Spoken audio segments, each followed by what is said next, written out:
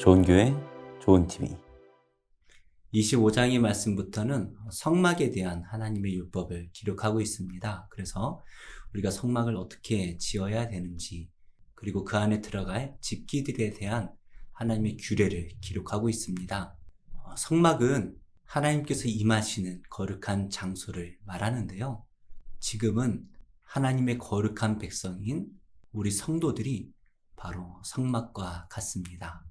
그래서 하나님께서는 성령으로 우리 성도들과 함께 하시고 우리 성도들의 삶을 통하여 영광을 받으시죠.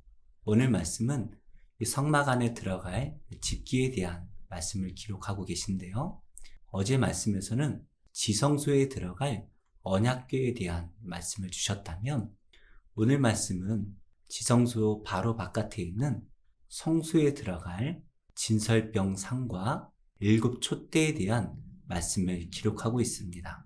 오늘 떡상과 7 촛대의 말씀을 통하여서 이것이 우리에게 어떠한 교훈을 주는지 함께 살펴보도록 하겠습니다.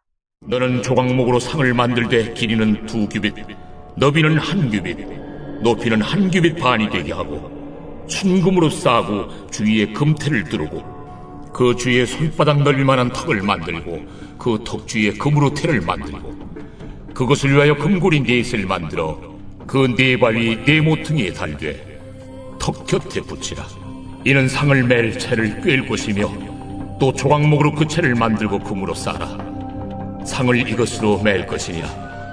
너는 대접과 숟가락과 병과 붓는 잔을 만들 때 순금으로 만들며 상 위에 진설병을 두어 항상 내 앞에 있게 할지니라. 너는 순금으로 등잔대를 쳐 만들되 그 밑판과 줄기와 잔과 꽃받침과 꽃을 한 덩어리로 연결하고 가지 6을 등잔대 곁에서 나오게 하되 다른 3가지는 이쪽으로 나오고 다른 3가지는 저쪽으로 나오게 하며 이쪽 가지에 살구꽃 형상의 잔 셋과 꽃받침과 꽃이 있게 하고 저쪽 가지에도 살구꽃 형상의 잔 셋과 꽃받침과 꽃이 있게 하여 등잔대에서 나온 가지 6을 갖게 할지며 등잔대 줄기에는 살구꽃 형상의 잔 4과 꽃받침과 꽃이 있게 하고 등잔대에서 나온 가지 6을 위하여 꽃받침이 있게 하되 2가지 아래에 한 꽃받침이 있어 줄기와 연결하며 또 2가지 아래에 한 꽃받침이 있어 줄기와 연결하며 또 2가지 아래에 한 꽃받침이 있어 줄기와 연결하게 하고 그 꽃받침과 가지를 줄기와 연결하여 전부를 순금으로 쳐 만들고 등잔 7을 만들어 그 위에 두어 앞을 비추게 하며 그 불집게와 불똥 그릇도 순금으로 만들지니 등잔대와 이 모든 기구를 순금 1달란트로 만들되 너는 삼가 이 산에서 내게 보인 양식대로 할지니라. 먼저 하나님께서는 23절 말씀에서 조각목으로 상을 만들라 말씀을 하십니다. 여기서 말하는 상은 하나님께 올려드리는 진설병이라는 떡을 올려놓는 상을 의미합니다.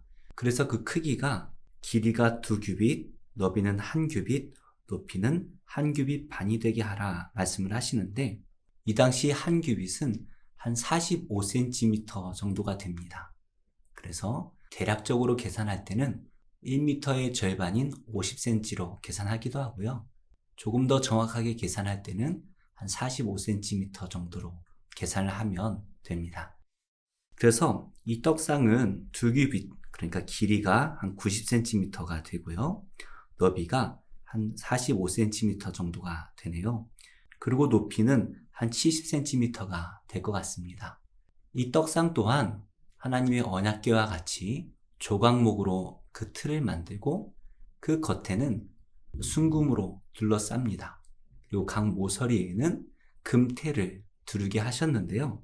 여기에도 금고리 넷을 달아놓습니다. 언약궤에 금고리 넷을 달아서 구름기둥과 불기둥이 움직일 때에 이동하기 쉽도록 만들었는데요. 이 떡상 또한 금고리 넷을 달아서 어깨에 메어 이동하도록 말씀하시죠. 이렇게 고리를 만들어 어깨에 매게 하신 것은 사람의 손이 닿지 않도록 거룩하게 유지하도록 하시는 말씀이죠. 하나님께서는 거룩하게 다루도록 말씀을 하십니다. 그 상위에는 진설병을 두어서 항상 내 앞에 있게 할지니라 말씀을 하십니다. 하나님께서는 항상 이 진설병이 떨어지지 않도록 말씀을 하십니다. 떡은 6개의 높이로 2줄을 놓습니다. 그래서 총 12개의 떡이 놓여져 있는데요. 12이라고 하면 우린 12지파를 생각할 수가 있죠. 이 진설병 상에 대해서 레위기 말씀에서는 순결한 상이다 라고 부르고 있고, 역대하에서는 깨끗한 상이다 라고 부르고 있습니다. 온 면을 순금으로 두르고 있는데요. 보기만 해도 거룩함이 느껴지겠죠.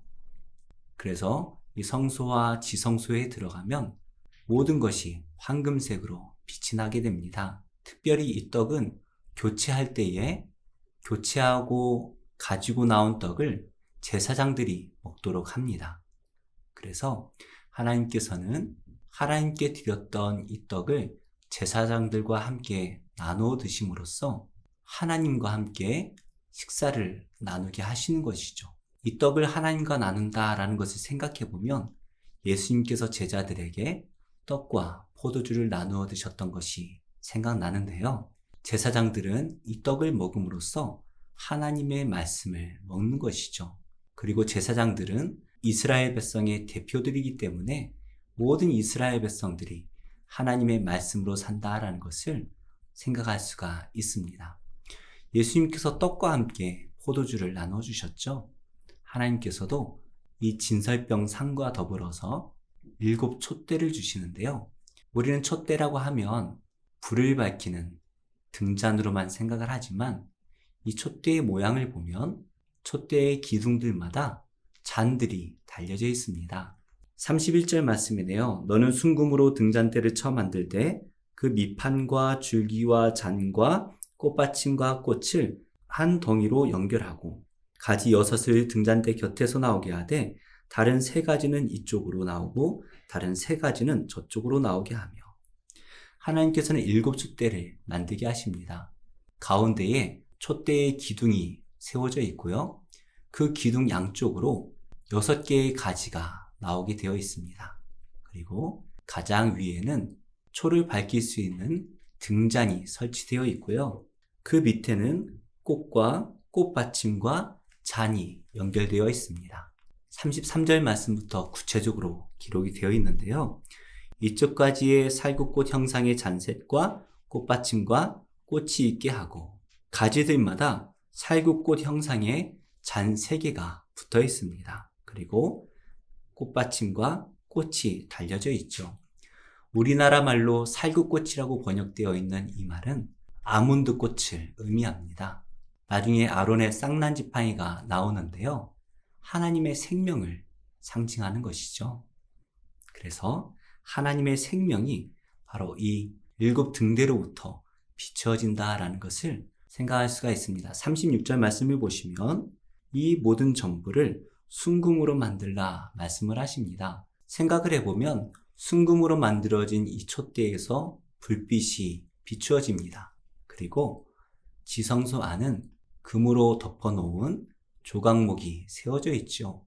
그리고 황금실이 섞여져 있는 천으로 둘러싸여져 있습니다. 그러니 그 안에 이 불빛이 비추어질 때에 황금빛이 가득하게 되는 것이죠. 너무나 거룩한 모습을 가지고 있을 것 같습니다. 이렇게 7 촛대는 그 안을 가득 비추게 되는데요. 37절 말씀입니다. 등잔 7을 만들어 그 위에 두어 앞을 비추게 하며, 이 촛대의 중요한 기능이 바로 비추는 것입니다. 하나님의 거룩한 빛이 성막을 가득 채우고 있는 것이죠. 결국에 7 촛대는 생명의 빛이 하나님으로부터 나오는 것을 상징적으로 묘사하고 있습니다.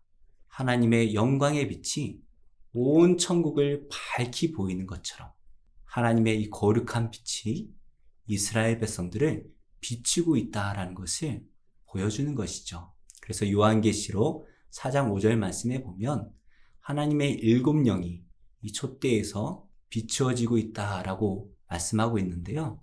바로 성령을 의미하는 것이죠. 결국에 우리의 모든 생명이 바로 하나님으로부터 온다라는 것을 우리가 알게 됩니다.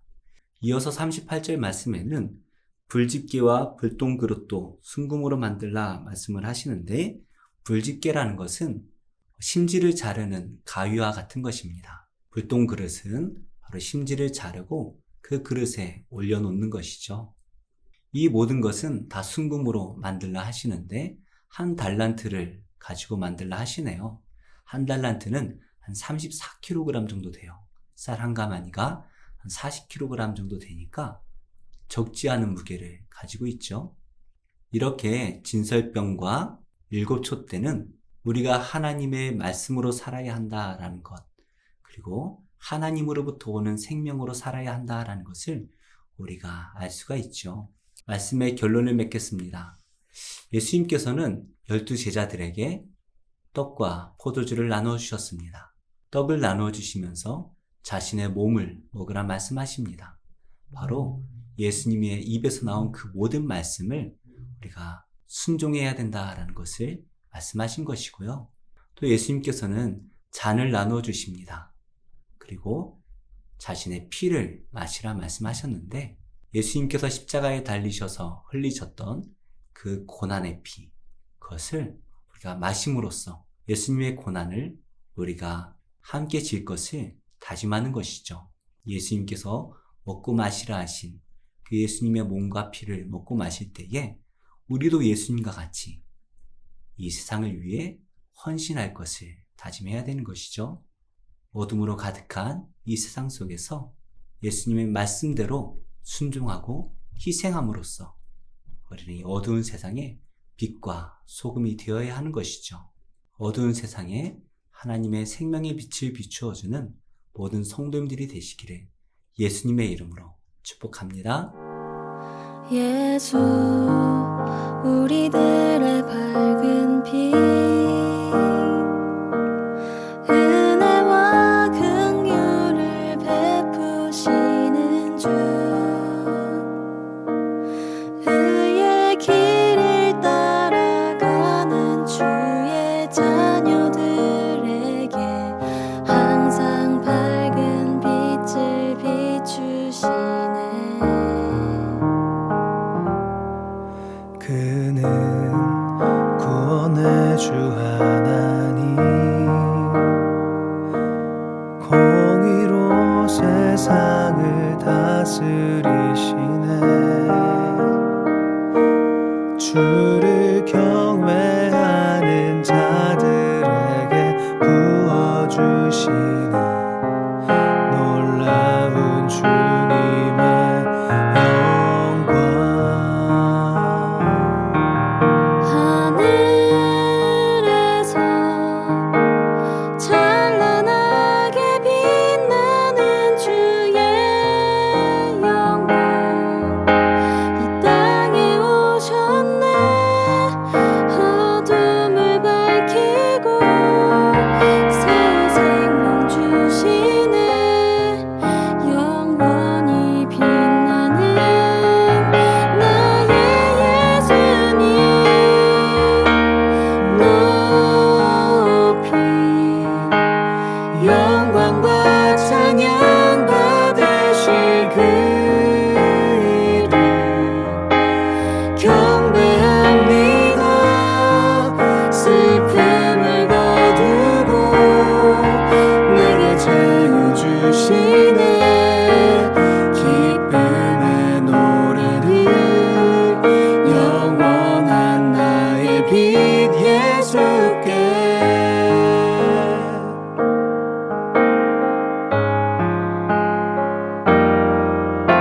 그는 구원의 주 하나님 공의로 세상을 다스리시네. 주를 경외하는 자들에게 부어주시는 놀라운 주님의 영광. 하늘에서 찬란하게 빛나는 주의 영광 이 땅에 오셨네. 어둠을 밝히고 새 생명 주시네.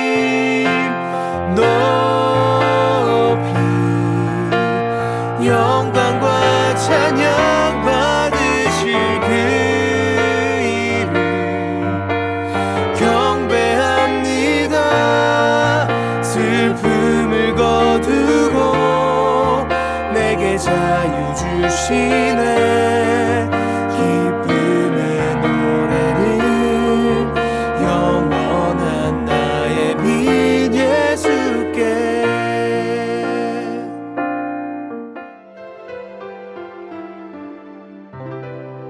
좋은 교회, 좋은 TV.